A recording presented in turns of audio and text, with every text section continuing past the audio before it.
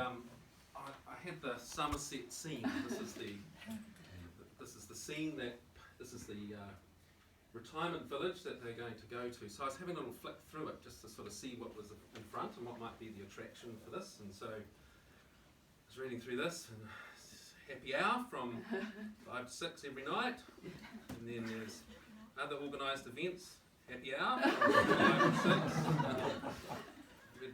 Hot trips to the art gallery, happy hour from 5 to 6. So it was pretty much a done deal, I think. So I think it's important though that you've got everything you need for this change now, for the future going forward. And so I was trying to think of the things that might be helpful.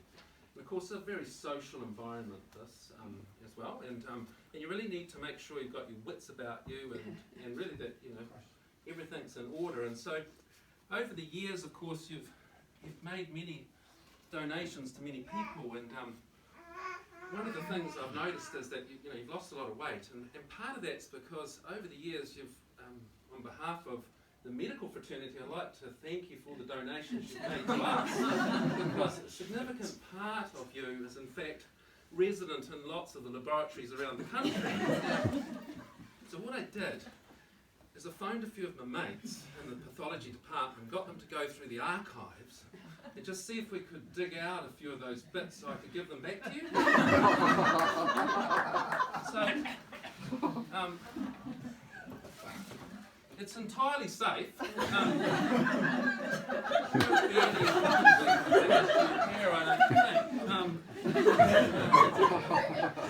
I got them to bring this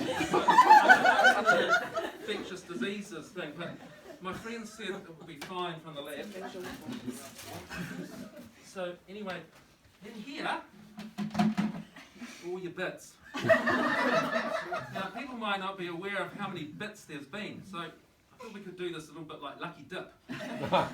So I wonder if Grace would like to come and choose an organ? Now it's very safe. Oh! That's great. That was the polyp in 87.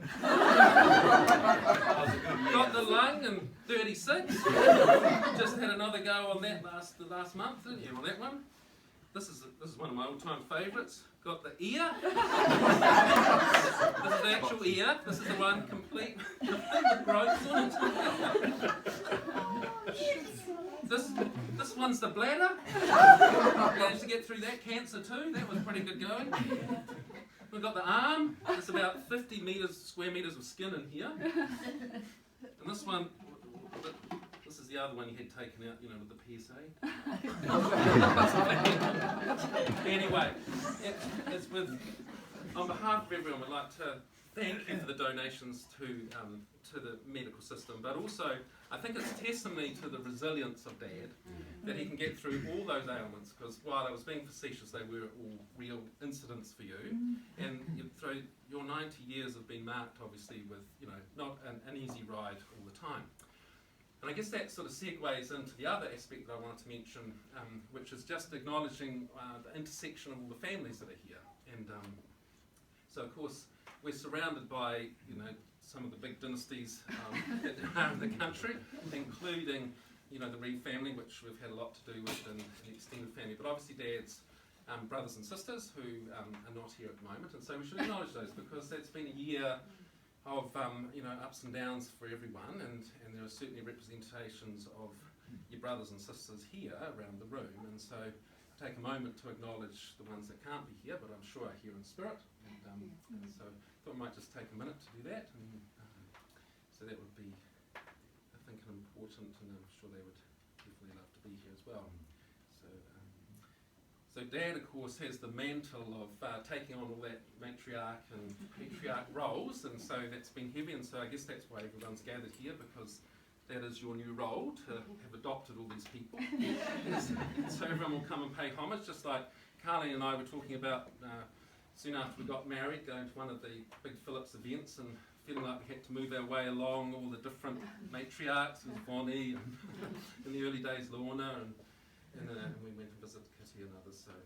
So I'm sure we just acknowledge those, and so we're very grateful for everyone who's made the effort here, and I'm sure Dad will be very appreciative of that too.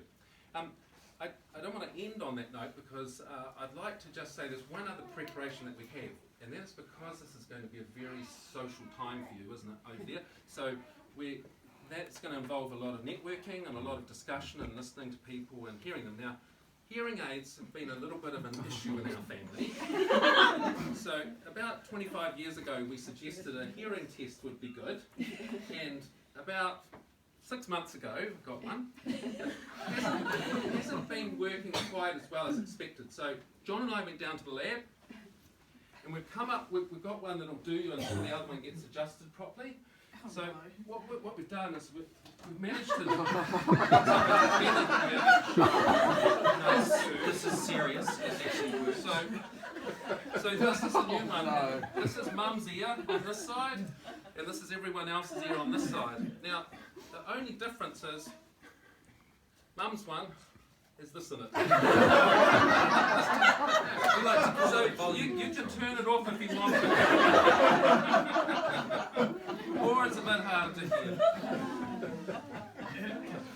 Anyway. So we love Dad very much, obviously, and for these 90 years. So we're thrilled that you've got a new adventure ahead of you, and we wish you and Mum all the best for that new adventure as well, and we look forward to helping with that. And I think Leanne wants to say a couple of things to build you up again. Yeah, so it's time for the third born. I'm always referred to as the third born with my brothers. But I'd just like to say that I'm the favourite, because I didn't get sent to boarding school. So anyway, I was just reflecting on, obviously, Mum and Dad have been close to me for a long time, and they're going to be moving away very soon, and I've had to really reflect on what they might need as well when they move away, and something to take with them. So the first thing that with Dad that came to mind was actually a pen, because and it's a special pen, if I can find it in here. And it has a logo on it, which has Wayne and Naismith logo on it. And Dad worked for Wayne and Naismith, I think, for 50 plus years. And I have the great privilege now of actually working in the same role that Dad did at Wayne and Naismith in the Picton office. And he travelled from Blenheim to Picton for 25 years. And it's quite neat for me in this way I've picked a pen is because I pick up files and I've got my dad's handwriting on it, and I've got clients still ringing up going, oh, you're Peter's daughter, and that takes half an hour. Well, the list of ailments that he's been through. No, so there are so many people still that he has such a special place in their hearts, and that he went the extra mile for those clients, and that's why he's remembered. And so I think it's a really special thing, and so that's something that I wanted to give to you today with you. And I don't know if many of you knew, but obviously the Reeves as well are quite artistic, and Dad did a lot of oil painting, and we can remember driving out when we were going on our Sunday drives, and Dad would take the easel and the camera, and he'd have his little paintbrushes, and he'd come up and he'd line up all his little miniature paintings, and we'd all go and we'd all look at them, and Mum would go, oh, I love that one, that's so cool, it's just a beautiful scene of Kaikoura or something like that, and Dad would go, oh, that's good, so he'd gather them all up, and then probably about, an hour later, and we'll say, oh, where's that painting? He'll come back and he'll go, what painting? And Mum will go, oh, that one I really loved, that beautiful one. Oh, no, I didn't like that, I painted over the top of that one, that's this one here. So anyway, we noticed that at Somerset there is actually a studio, an art studio over there that they can enjoy. So I thought that might be something that Dad might be able to get back into. So I thought I'd just give him a nice little paintbrush that he could just dab away with. Maybe a little slightly larger than it used to be.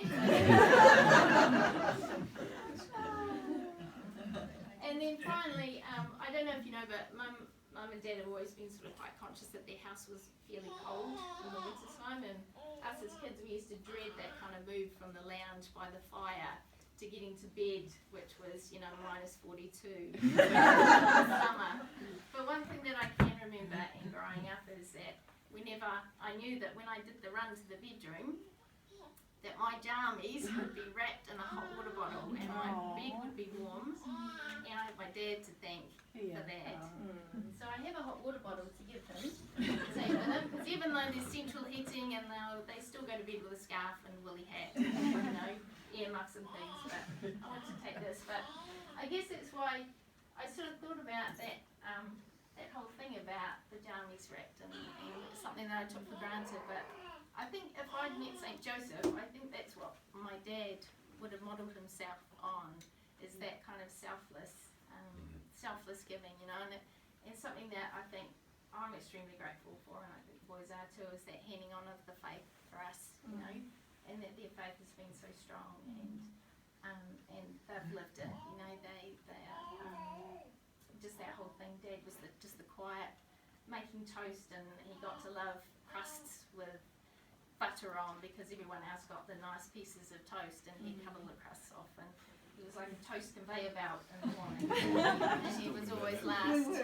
Yeah, so about 12 o'clock Dad would get his breakfast after he'd done the run from 9 o'clock onwards after church, so making toast for the whole family. So we just love you to bits, and we're just so grateful, and Mum, you know, been an amazing support. So we just wish you all the best on this next part of your journey. And thanks so much everyone who have come. We're just really blessed.